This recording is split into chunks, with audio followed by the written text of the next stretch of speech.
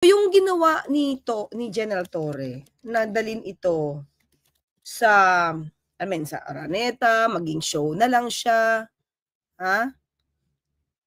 So, ano yun parang pang-entertain lang, 'di ba? Pero sa atin mga ka-clear, ang paghahamon ng away hindi pa rin ito naaayon sa atin sa batas, 'di ba? So, yun yung sasabi natin. So, kaya ginagawa lang na walang issue tungkol sa pagiging legal nito, dinala niya 'to sa Araneta, 'di ba? Ano ba? That offender challenge another to a duel or incited another to give or accept a challenge to a duel or scoff or declare another publicly for having refused to accept a challenge to fight a duel. So, although wala silang dalang heavy weapon, deadly weapon or gun or sword, but still, 'di ba, naghahamon ka pa rin. So, 'di ba, kasi ikaw bilang mayor ka, 'di ba, bilang mayor ka, naghamon ka ng away, naghamon ka lang ng away, suntukan, walang purpose. So, pwede siyang maging crime, 'di ba? O samantalang sa kapag suntukan lang kayo mga ka-clear, napuruhan mo 'yan at namatay, o di samantalang 'pag nasa boxing kayo at, meron kayong referee and everything at kung may mangyari, wala kang liability dun kasi sports yun, 'di ba? Pero anyway, ito yung condition ni Baste. Do you need, kailangan mo pang gamitin yung nangyayari ngayon na baha dyan sa Metro Manila? If you're really serious about this, kung gusto mo yung charity na yan and you've laid some conditions, then let me lay my own conditions for the event. Kung serious ka talaga, ha? Wait. Wala namang kondisyon na binigay si General Torre, di ba? Nagbigay lang siya ng venue. May kondisyon ba siya binigay? Sabi niya venue, Sunday, at gawin natin itong charity. Hindi naman siya kondisyon, di ba? Kondisyon ba siya? Meron lang purpose, pero hindi siya kondisyon. Ito yung condition mga ka-clear. Tatanggapin ko yung hamon mo kung gagawin natin to for charity purposes. Wala naman eh. Sabi niya, sige, tanggapin ko yung hamon mo for charity purposes na to, itong venue, para makatulong tayo. Wala siyang kondisyon. Sa akin mga ka-clear, wala siyang kondisyon. So ngayon, anong kondisyon ni Baste? These are my conditions.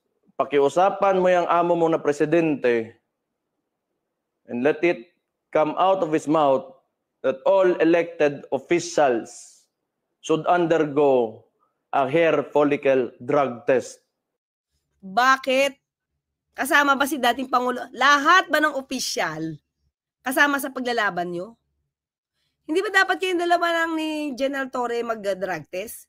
Alam mo sa totoo lang kailangan nila mag-undergo ng drug test kung matutuloy ang laban. Ako sabi ko sana hindi na kasi pambatang ano lang to eh. Pambata lang to ginagawa ni Baste eh. Sa akin ganito. Tingin ko dapat magpa-drug test sila kasi di ba kahit sa Olympics meron sila nakukuha ng mga players na umiinom ng something na pampalakas.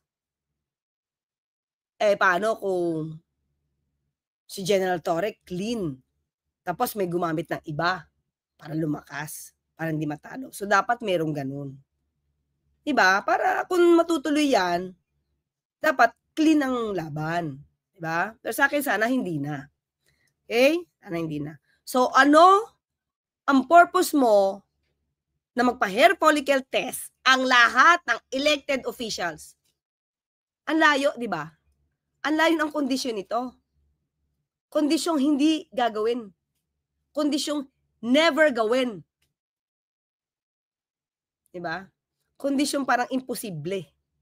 Diba? Anong kahilingan ito? Anong kondisyon itong sinasabi mo, Mayor Baste?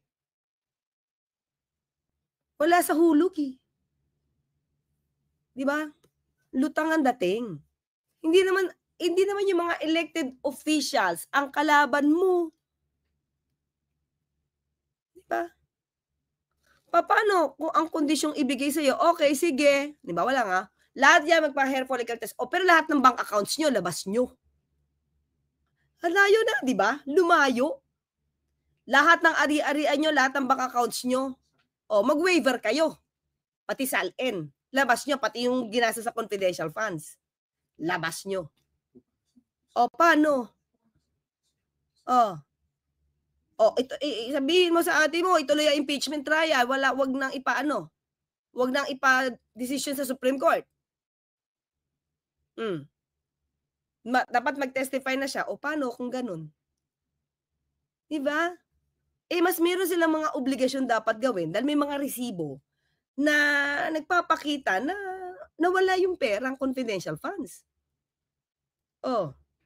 Yung hair follicle nyo, wala.